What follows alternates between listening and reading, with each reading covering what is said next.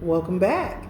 Here's how to know whether or not a small business grant should require a grant application fee and if you should pay that fee. Hey, I'm Dr. AJ Austin, winner of over $1 million in grants and grant funded opportunities and creator of the blackwomeningrants.com community, where we've won over $235,000 over the last 6 months. Want to join us?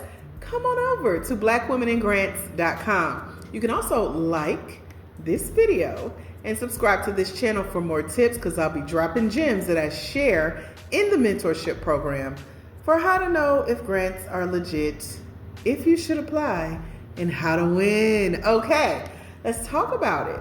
You will, in these grant streets, unfortunately, come across grants that ask you to pay. It may be $10, $15, $19. I think the most I've seen so far is about $35. Now, to some of us, that's a couple Starbucks runs, right? If you get what I get with like a venti this and an ice this and a sprinkle of this. However, it starts to add up when it's multiple grants. So, do you want to save your Starbucks money and invest it in your future of applying for and potentially winning grants?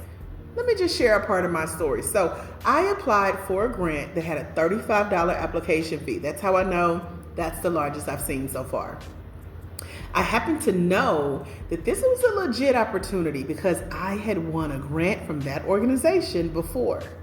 So I did my due diligence on the grant, which is what I advise you to do. Even though I knew the person, I liked the person, I trusted the person, I had won before, I still looked into the grant. So first, you want to go to the grant's website.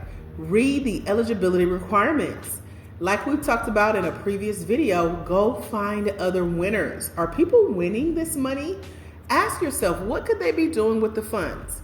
One thing I know for sure from one of my conversations with the grant application that had a $25 application fee is they sometimes use the money to pay their staff to help them grade your grant papers. Did you know your grant gets a grade? That's how they determine their winners. And so sometimes they need a whole team to help them grade hundreds, potentially thousands of small business grant applications and make sure they select the right winner. They want to be unbiased just in case some applications come through, some names are familiar, and they want to make sure that it's a neutral vote. So they have to pay people to come help them do that. Then they need money in the grant pool. Where's the money coming from?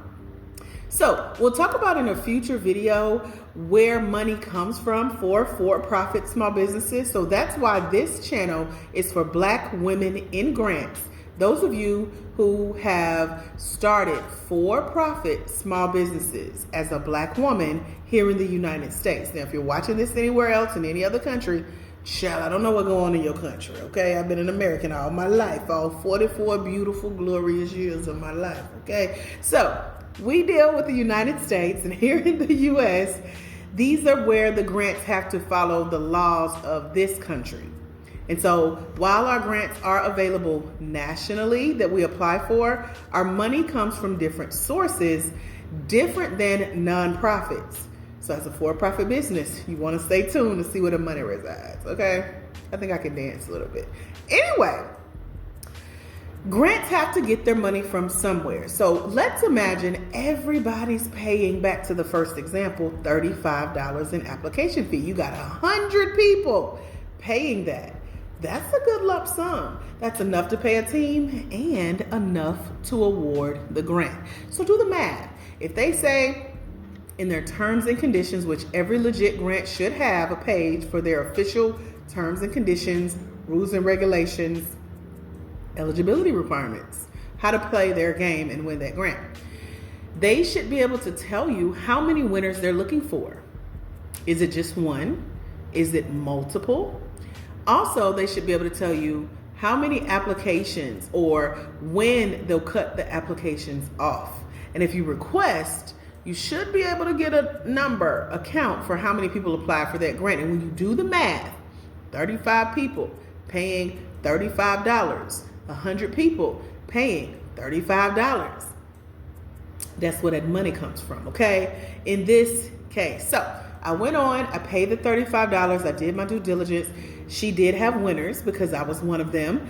And so in this case, I won $1,500. So ask yourself, are you confident enough in your small business grant application skills to invest 3 days of Starbucks money to invest in potentially winning thousands? You would do it too for a check, right? So I did it, I won, and there were bonuses, additional resources that came with that win. So I won $12,000 in bonuses, business coaching, business cards, a new baby Bapruda, as my little niece used to call computers when she was smaller. That was like 30 years ago, but still I think it's cute, so I still say it. Thanks, niece. Do the math, make sure it's worth it. See what's on the other side of potentially winning. And if you're not confident in what to say on the application, whether or not you are confident enough in applying for a grant with a fee, come and join us. Subscribe to this channel, start there. Like this video to say, you know what, keep talking. You jumping some gems, you helping me talk to Austin.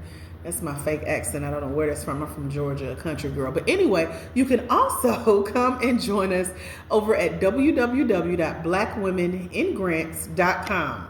Get my help mentoring you through this grant application process as a Black, woman-owned, for-profit small business. I'm going to see you in the next video. You'll want to be there because I'm dropping more gems. Bye, girl.